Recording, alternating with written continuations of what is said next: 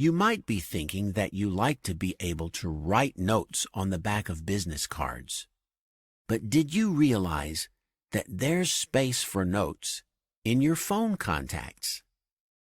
Those notes will come in handy later, after the conference, right? There's no use getting someone's contact info if you never contact them. So, a few days after the event, you should follow up with those people you talked to. Some people like to email everyone the first day after the conference.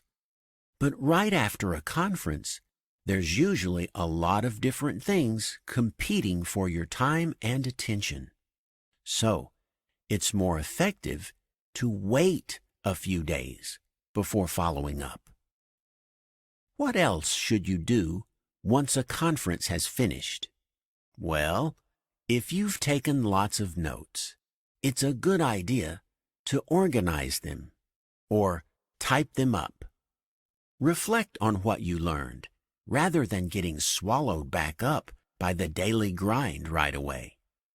At a conference, you might be so overwhelmed by information that you can't absorb it all. So taking time afterward to review and reflect is an important part of getting the most out of your conference. And don't think only of the benefits to yourself. It's a great idea to pass on what you learned to your colleagues. Organize a little workshop or presentation on your key takeaways. Use the ideas you encountered to generate discussion at your office. All right, we've covered some important conference tips today.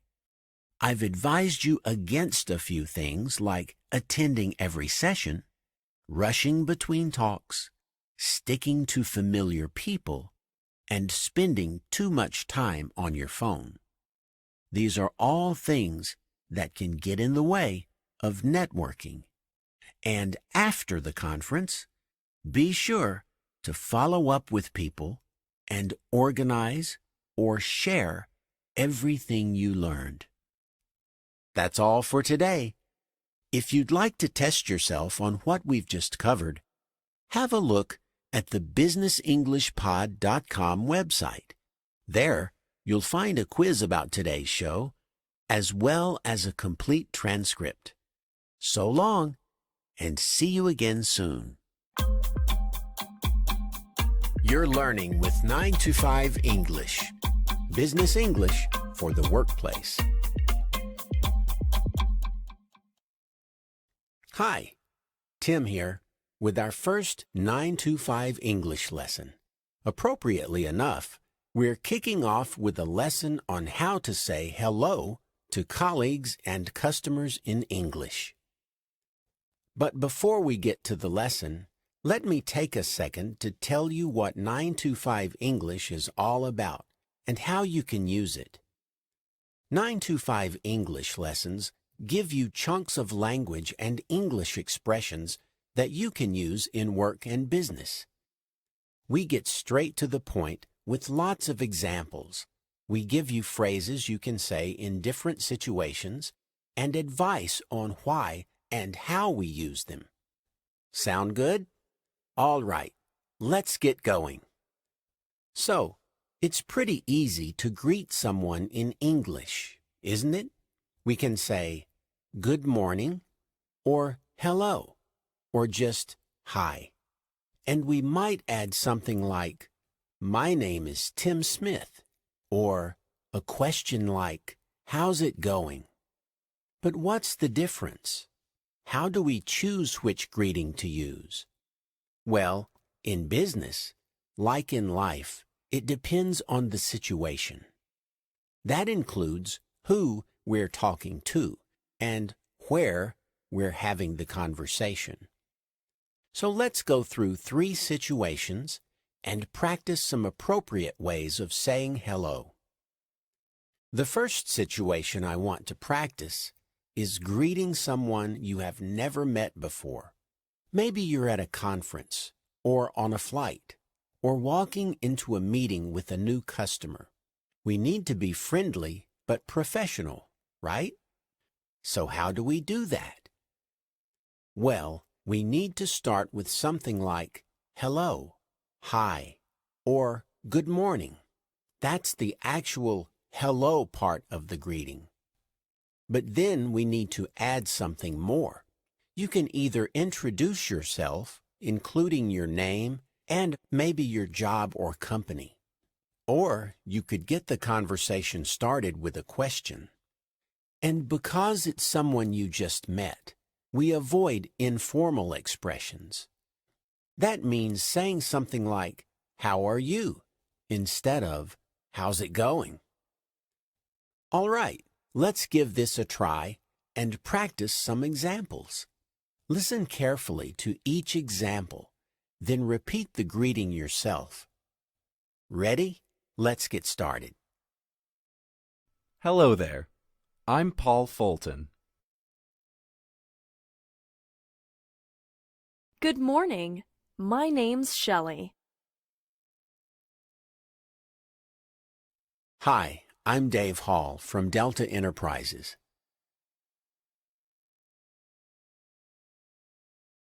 Good afternoon. Liz Howard. How are you today?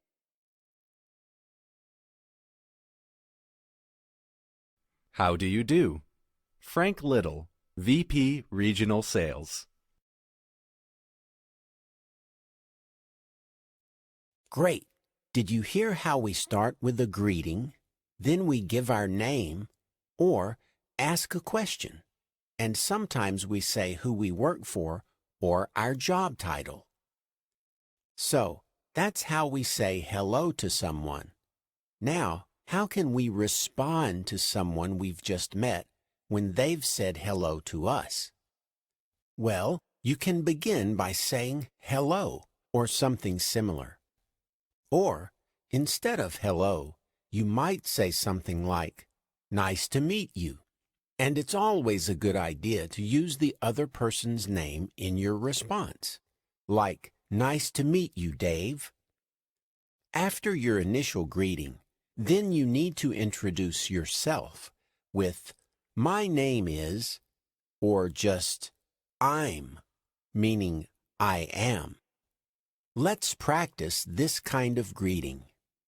We'll play an example, then you can repeat the greeting yourself. Ready? Let's get started. Nice to meet you, Tony. I'm Carolyn Summers. Hi, Peg. My name is Kurt Lang. Good meeting you, Paul. I'm Jean DuPont. Pleasure to meet you, Frank. My name's Laura Chang. Nice work. But how do these introductions sound in real life? Well, let's listen to a short dialogue to find out. You'll hear Amber and Shelley, two women at a company party. They've never met before, and they want to start a conversation. So they start with a greeting and a response to that greeting. Let's have a listen. Hi there. I don't think we've met before. I'm Amber, from marketing. Oh, hi. Nice to meet you, Amber. Shelley Davis, sales. A pleasure, Shelley. Quite the setup here, isn't it? So, did you hear how that worked? The first person started by saying hi. Then she introduced herself. And the second person followed the same pattern. It's friendly and professional. And once they've done this, they can start a conversation. Now it's your turn to practice. We'll repeat the dialogue, but this time we're going to beep out the response, and you can play the role of Shelley. You'll need to say, "Hi, nice to meet you," and your name. If you want, you can add what department you work in. Here we go. Hi there. I don't think we've met before. I'm Amber, from marketing.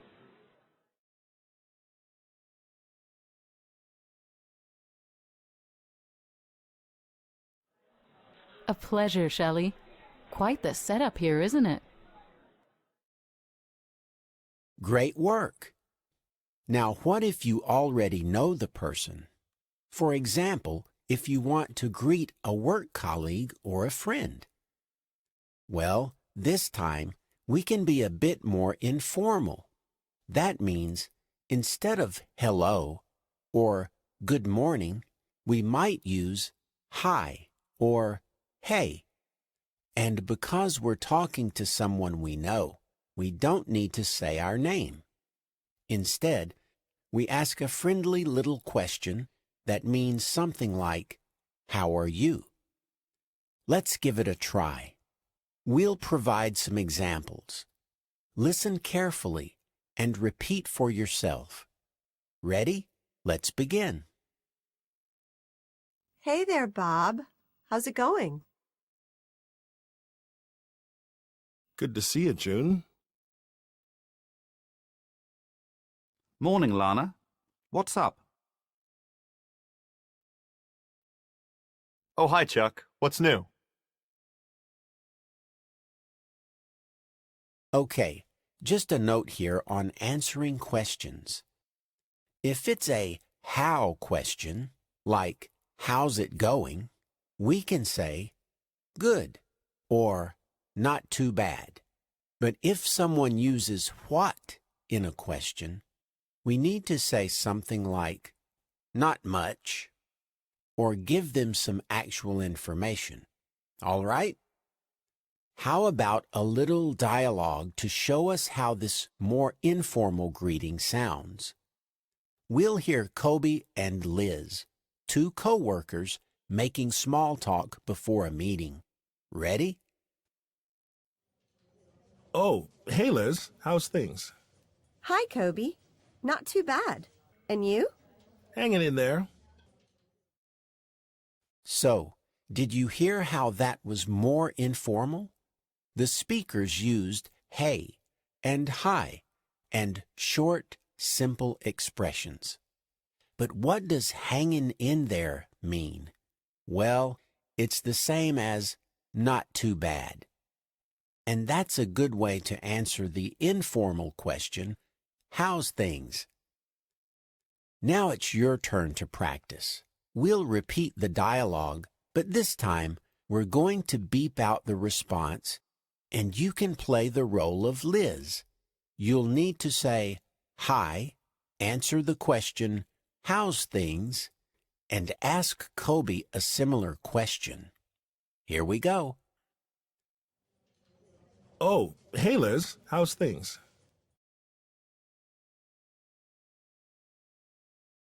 Hanging in there. Great. That was a packed little lesson, wasn't it? We've practiced different ways to greet new people, introduce yourself, and respond to introductions. We've also practiced greeting friends and colleagues. We'll be back soon with another 925 English lesson. Until then, so long and happy learning.